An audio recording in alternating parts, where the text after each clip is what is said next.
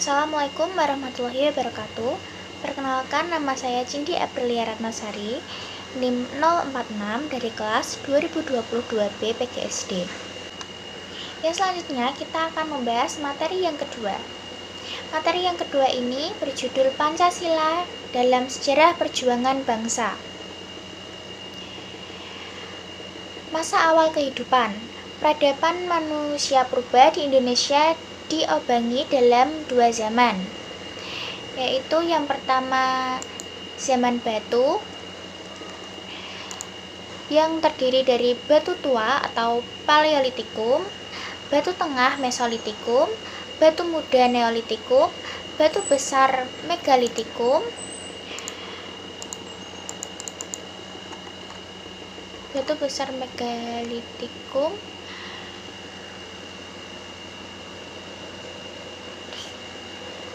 dan yang kedua zaman logam yang ada tembaga, perunggu, dan besi. Berdasarkan temuan artefak dan fosil manusia yang beragam, mulai dari Pithecanthropus erectus, Homo wachikensis, dan Homo sapiens, sebagai manusia terakhir modern yang menjelaskan bahwa nilai-nilai kehidupan sudah mengacu pada nilai selanjutnya menjadi indikator nilai Pancasila.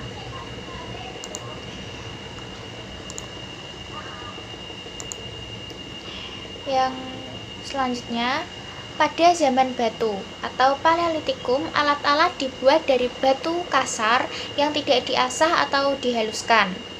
Alat batu kasar pada zaman batu tua ini adalah chopper atau kapak genggam. Kehidupan masyarakat pada zaman batu tua ini masih sederhana. Untuk memenuhi kehidupan sehari-harinya, mereka sangat bergantung pada alam.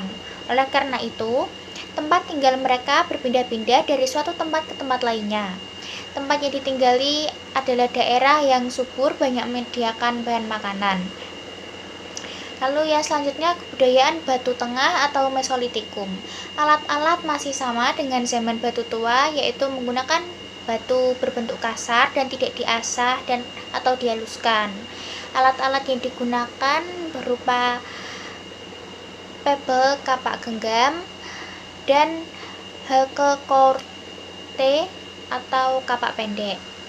Selanjutnya, pada zaman batu muda atau Neolitikum, alat-alat dibuat dari batu yang sudah diasah atau dihaluskan. Selain itu, pembuatan alat-alat ini sudah mulai memperhatikan nilai seninya. Alat-alat dari batu pada zaman batu muda ini adalah kapak persegi dan kapak lonjong. Lalu yang selanjutnya, pada zaman batu muda atau Neolitikum, alat-alat yang dibuat dari batu yang sudah diasah atau dihaluskan. Selain itu, pembuatan alat-alat ini sudah memperhatikan nilai seninya. Masyarakat pada zaman batu muda ini sudah hidup menetap dan membuat dan menempati rumah-rumah. Rumah-rumah itu dibuat dari kayu, bambu, dan daun-daunan. Untuk memenuhi kebutuhan sehari-hari, mereka bercocok tanam dengan menggunakan kapak lonjong dan kapak persegi. Lalu yang selanjutnya ada pada zaman batu besar atau Megalitikum. Banyak bangunan yang dibuat dari batu-batu yang besar. Bangunan-bangunan pada zaman batu besar ini antara lain menhir, dolmen, punden berpundak, peti kubur atau sarkofagus, kubur batu, dan arca-arca. Pada zaman batu, manusia tergolong masih sangat sederhana karena mereka kebanyakan bergantung dengan alam dari cara tempat tinggal dan juga makanan. Tapi seiring berkembangnya pola pikir yang lebih realistik dan logis, manusia pun juga ikut lebih menyelaraskan diri dengan alam, seperti tidak menggantungkan alam sebagai kehidupan mereka, melainkan mereka lebih membutuhkan alam untuk hal-hal tertentu saja. Yang selanjutnya ada pada zaman logam. Yang pertama, zaman tembaga adalah zaman ketika manusia menggunakan tembaga sebagai bahan untuk membuat alat-alat hidupnya. Dua, zaman perunggu adalah zaman manusia membuat alat-alat menggunakan perunggu seperti kapak corong, nekara, dan moko. Yang ketiga, zaman besi adalah zaman manusia membuat alat menggunakan besi dari bijinya, kemudian menuangkan kecetakan seperti mata kapak dan mata tombak. Zaman logam merupakan zaman di mana manusia sudah memiliki akar dasar yang lebih maju dari zaman batu. Selanjutnya langsung pada inti nilai kehidupan masyarakat Indonesia pada masa ini sudah mencerminkan adanya hakikat nilai Pancasila meliputi nilai religi, nilai kemanusiaan, nilai persatuan, nilai demokrasi atau Pancasila. Lalu ada juga nilai keadilan. Pola baru ini secara tidak langsung membawa perubahan dalam bermasyarakat pada saat itu karena berhasil membebaskan ego diri untuk saling melengkapi dan memenuhi kebutuhan hidup suatu masyarakat. Selanjutnya masa kerajaan tradisional awal. Perjalanan sejarah bangsa Indonesia mulai berkembang ketika ada pengaruh asing dari India Cina masuk ke Indonesia. Masuknya pengaruh asing tidak lepas dari posisi strategis Indonesia yang berada di jalur perdagangan zaman kuno yaitu India dan Cina. Perjalanan sejarah bangsa Indonesia mulai berkembang ketika ada pengaruh asing. Masuknya pengaruh asing dipengaruhi oleh posisi Indonesia yang sangat strategis. Jalinan hubungan dagang antar keduanya melahirkan penetrasi budaya. Keberhasilan penetrasi budaya nampak dari keberadaan berbagai kerajaan di Nusantara yang bercorak Hindu maupun Buddha, seperti Kerajaan Kutai, Kerajaan Mataram Hindu, Tarumanegara, Sriwijaya, Kediri, Singasari, Bali, Majapahit, dan Mataram Islam. Pada zaman masa kerajaan tradisional awal juga terdapat nilai-nilai seperti nilai religi, nilai kemanusiaan, nilai persatuan, nilai demokratis atau musyawarah, dan juga nilai keadilan. Lalu selanjutnya, masa kerajaan nasional. Masa kejayaan Kerajaan Nusantara mulai dari kerajaan besar seperti Sriwijaya dan Majapahit menjadi bukti bahwa perjalanan bangsa Indonesia atau Nusantara memiliki kedudukan penting. Zaman Majapahit abad ke-14, makna Pancasila pada masa itu lebih dikenal sebagai Pancasila Krama yang memiliki 5 elemen dasar pembangunan karakter bangsa, yaitu 1. Tidak boleh melakukan kekerasan. 2. Tidak boleh mencuri. 3. Tidak boleh berjiwa dengki. 4. Tidak boleh berbohong. Dan 5. Tidak boleh mabuk minuman keras. Selanjutnya kita akan membahas kerajaan satu persatu. Dimulai dari Kerajaan Sriwijaya. Kerajaan Sriwijaya dikenal sebagai kerajaan bahari karena masyarakatnya hidup dari pelayaran dan perdagangan. Keberadaan Sriwijaya dibuktikan dengan adanya prasasti Kudukan Bukit. Nilai religi pada zaman Kerajaan Sriwijaya. Sejak abad ke-7, Kerajaan Sriwijaya telah dikenal sebagai pusat pendidikan agama Buddha Mahayana. Sriwijaya menjadi pusat perkembangan agama Buddha Mahayana terpenting di Asia Tenggara dan Asia Timur. Selanjutnya, nilai kemanusiaan pada zaman Kerajaan Sriwijaya. Ajaran Buddha tidak mengenal sistem kasta serta ajaran Buddha Mahayana mengajarkan cita-cita kemanusiaan untuk mencapai kenikmatan secara bersama-sama.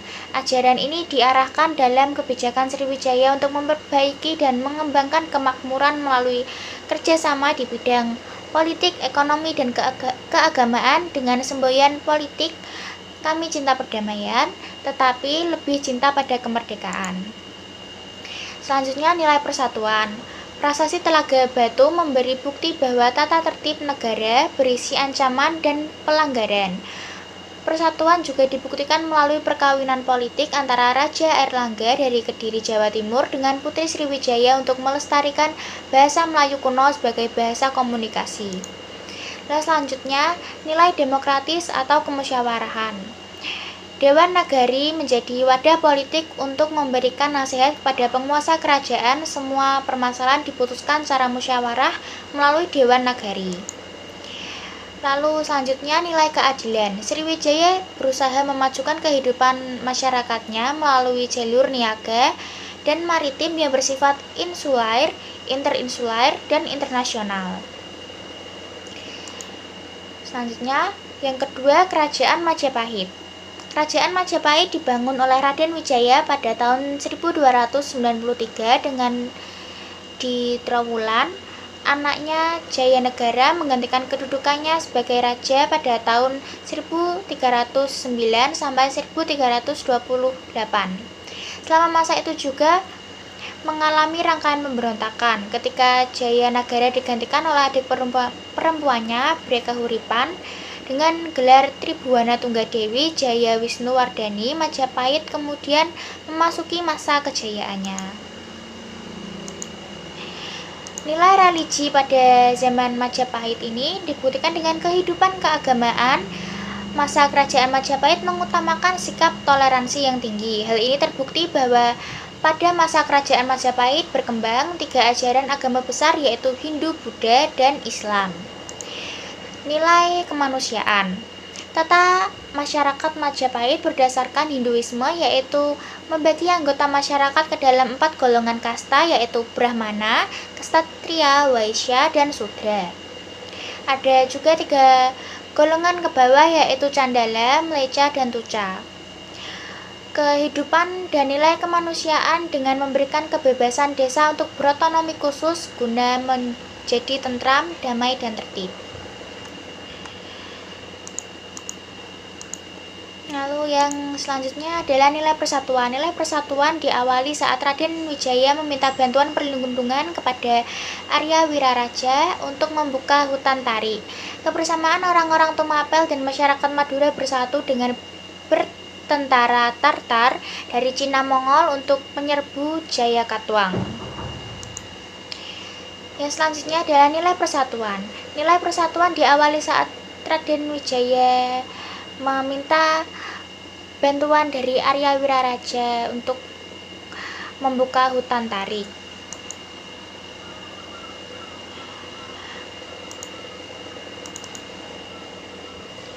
Lalu yang selanjutnya nilai demokratis atau musyawarah. Yang pertama, struktur pemerintahan Majapahit dikelompokkan ke dalam 4 badan, yaitu Raja, Kerabat Raja, yang kedua Dewan Penasehat Raja, lalu Dewan Menteri, dan para gubernur provinsi. Tugas dan fungsi struktur pemerintahan selalu melakukan upaya memusyawarahkan dalam memecahkan permasalahan dalam segala aspek kehidupan.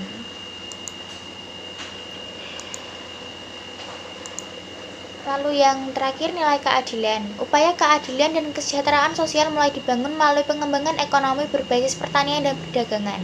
Upaya mensejahterakan ekonomi masyarakat berbasis keunggulan daerah sudah dipikirkan dengan menjalin hubungan dagang di berbagai kalangan. Yang selanjutnya, masa pergerakan nasional Indonesia diawali dengan kebijakan politik etis yang dicetuskan oleh Konrad Theodor van Deventer dalam sebuah artikel dalam majalah Decades dengan judul NRSQ atau hutang kehormatan. Menurutnya, hutang budi itu harus dibayar dengan meningkatkan kesejahteraan rakyat melalui 3 program politik etis, yaitu politik balas budi yaitu irigasi, transmigrasi, dan edukasi. Lalu yang selanjutnya adalah penyelenggaraan pendidikan pada masa kolonial. Pendidikan pada masa kolonial terjadi praktek diskriminasi, di mana anak-anak dibedakan sekolahnya berdasarkan tingkat ekonomi. Lalu yang kedua ada perguruan kebangsaan, yaitu salah satu bentuk penyelenggaraan pendidikan pada masa kolonial, yaitu perguruan kebangsaan. Perguruan kebangsaan ini membawa kesan positif dalam masyarakat kala itu. Penyelenggaraan pendidikan pada masa perguruan kebangsaan tidak mengenal diskriminasi dalam hal derajat, perekonomian, maupun keturunan. Lalu yang selanjutnya ada pendidikan perguruan Islam. Pendidikan perguruan Islam merupakan salah satu dari 3 bentuk penyelenggaraan pendidikan pada masa kolonialisme Belanda.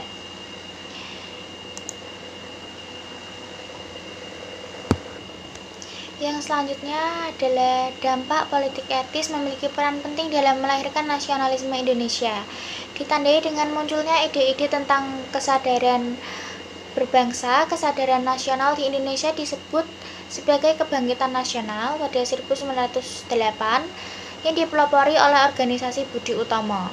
Perkembangan yang didasarkan atas politik kesejahteraan rakyat serta politik asosiasi menimbulkan golongan intelektual yang penuh dengan kesadaran nasional. Kesadaran nasional sebagai manifestasi nasionalisme mengandung cita-cita atau keinginan sebagai pendorong perjuangan suatu bangsa dapat berupa 1.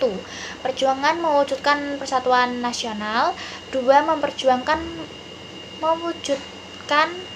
kebebasan nasional. 3. Perjuangan untuk mewujudkan keaslian. 4. Perjuangan untuk memperoleh kehormatan. Kesimpulannya, politik etis berperan dalam melahirkan nasionalisme di Indonesia. Hal ini ditandai dengan 1. Muncul ide-ide kesadaran berbangsa. 2. Nasionalisme Indonesia memiliki ciri khas. 3. Perlawanan praktek kolonialisme imperialisme barat. Yang selanjutnya ada patriotisme. Patriotisme sebagai bentuk cinta tanah air berupa kesadaran nasional, setia kawan, dan membentuk organisasi yang positif. Selanjutnya, nilai-nilai sebagai tujuan kemerdekaan Indonesia. Nilai-nilai sebagai tujuan kemerdekaan di Indonesia yaitu nilai religi, nilai kemanusiaan, nilai persatuan, dan nilai demokratis musyawarah, dan juga nilai keadilan sebagai dasar sebagaimana yang terdapat pada dasar negara. Yang selanjutnya ada perjuangan bangsa Indonesia melawan penjajah.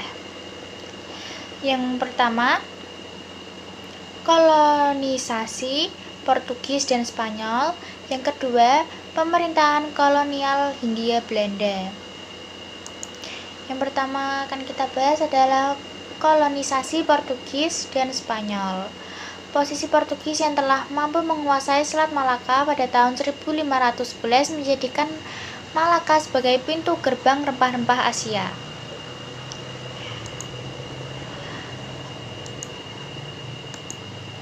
Lalu kedatangan Spanyol pada tahun 1521 di Maluku menjadikan presenden buruk bagi koloni Portugis. Politik monopoli rempah-rempah di Maluku tidak dapat dilaksanakan dengan baik. Keberhasilan Portugis mengalahkan Spanyol dalam tahun 1585 mengakibatkan kebutuhan rempah-rempah di Eropa terganggu dan membawa dampak kepada perdagangan-perdagangan Eropa lainnya seperti Belanda untuk mencari dan berlayar ke Indonesia.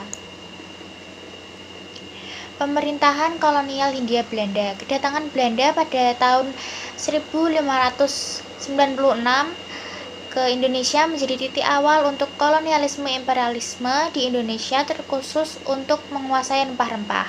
Belanda membentuk VOC pada tahun 1602 sebagai kongsi dagang dengan tujuan menerapkan Indonesia perdagangan internasional dengan sistem terbuka. Terdapat nilai-nilai pada kolonisasi Portugis dan Spanyol ini, yaitu nilai religi, nilai kemanusiaan, nilai persatuan, nilai kemanusiaan, dan juga nilai keadilan. Lalu yang selanjutnya ada masa pergerakan nasional di Indonesia. Van den Venter merancangkan program pendidikan untuk membuat rakyat Indonesia bebas dari buta huruf dan kebodohan sehingga kelak mereka dapat memimpin sendiri bangsa dan negaranya. Bentuk penyelenggaraan pendidikan pada masa kolonial yaitu yang pertama pendidikan kolonial, 2 perguruan kebangsaan, 3 pendidikan perguruan Islam. Selanjutnya, manifestasi nasionalisme atau kesadaran nasional. Perjuangan mewujudkan persatuan nasional dalam wujud persatuan dalam bidang politik, ekonomi, sosial, dan kebudayaan. Perjuangan mewujudkan kebebasan nasional untuk bebas dari campur tangan dunia luar dan kebebasan dari kekuatan-kekuatan internal yang tidak bersifat nasional. Perjuangan untuk mewujudkan keaslian, perbedaan, atau keistimewaan suatu identitas bangsa dan perjuangan untuk memperoleh kehormatan, kewibawaan, gengsi, dan pengaruh atau harga diri. Nilai-nilai masa pergerakan nasional di Indonesia seperti yang tadi sudah dijelaskan, yaitu ada nilai religi, nilai kemanusiaan, nilai persatuan, nilai demokratis atau musyawarah, dan juga nilai keadilan. Hanya perjuangan dan nilainya. Keberadaan Indonesia yang strategis ternyata mengalami beberapa kali penjajahan. Bangsa Eropa atau Barat sempat menguasai wilayah administrasi Indonesia dan Belanda, Prancis, dan Inggris.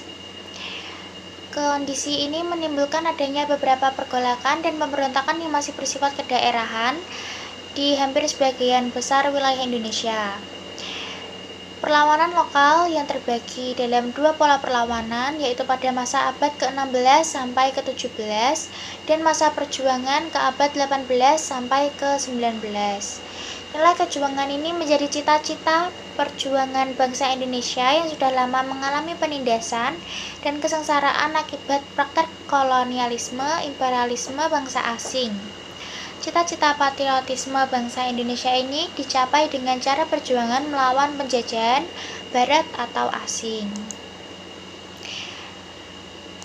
Terdapat nilai-nilai kejuangan, yaitu nilai religi, yaitu agama yang dianut masyarakat Indonesia semakin banyak. Hal ini karena adanya pertambahan pengaruh agama baru dari bangsa asing. Yang kedua, nilai kemanusiaan, adanya jaringan perdagangan Indonesia yang membuka peluang untuk berinteraksi sosial dengan keanekaragaman suku bangsa.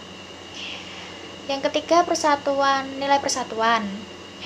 Bentuk sikap patriotisme bangsa Indonesia yang mulai terlihat pada bentuk perlawanan lokal di berbagai wilayah di Indonesia. Yang keempat, nilai keadilan. Perkembangan yang dirasakan atas politik kesejahteraan rakyat serta politik asosiasi menimbulkan golongan intelektual yang penuh dengan kesadaran akan nilai keadilan di masyarakat. Kesimpulannya, dari dua literatur yang saya baca atau yang disediakan, maka saya berpendapat bahwa negara Indonesia sebagai penghasil rempah-rempah yang terluas, terbanyak, dan terbaik di seluruh dunia justru membuat rakyat Indonesia menjadi terjajah dan mengalami penderitaan lahir batin yang mendalam. Menghadapi kondisi tersebut, banyak tokoh perjuangan melakukan perlawanan di berbagai daerah dan juga banyak menimbulkan berbagai nilai kejuangan di masyarakat. Sekian penjelasan dari materi tatap muka 1 dan 2 yang dapat saya jelaskan. Kurang lebihnya saya mohon maaf. Wassalamualaikum warahmatullahi wabarakatuh.